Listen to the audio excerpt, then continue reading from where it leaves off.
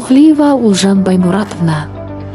Жаңақала ауданы Нұрымғалиев атындағы жалпы орта білім беретін мектебінің ағылшын тілі пәні мұғалімі.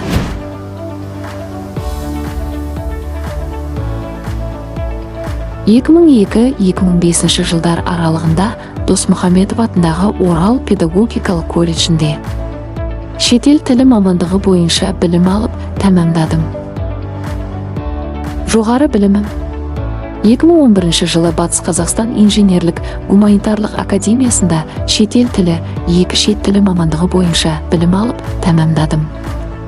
Еңбек жолым 2006-2024 жылдары Теректі ауданы, Шағатай ауылы, Алтынсарин атындағы жалпы орта білім беретін мектебінде ағылшын тілі пәнінің мұғалімі болып жұмыс жасадым.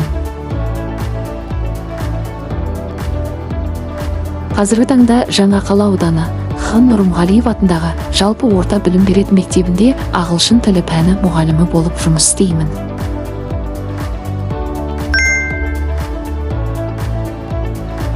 Менің кәсіби жетістіктерім еңбегімнің, үздіксіз ізденімсімнің және оқушыларыммен бірлесе жасаған табыстарымның айғағы.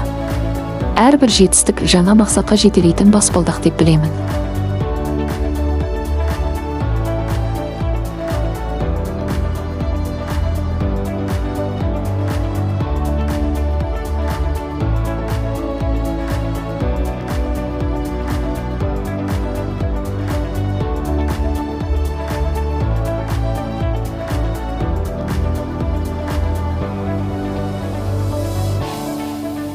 Өмірлік ұстаным. Мұғалімнің жетістігі ең алдымен шәкірттің білімімен өлшенеді. Педагогикалық ұстанымым шын беріле қызықтаған нәрсе ғана адамның жүрегінен орын алады. Басты мақсатым балалардың тұлғалық дамуын қолдау. Әр баланың жеке ерекшеліктерін ескере отырып, шығармашылық қабілеттерін дамытуға жағдай жасау.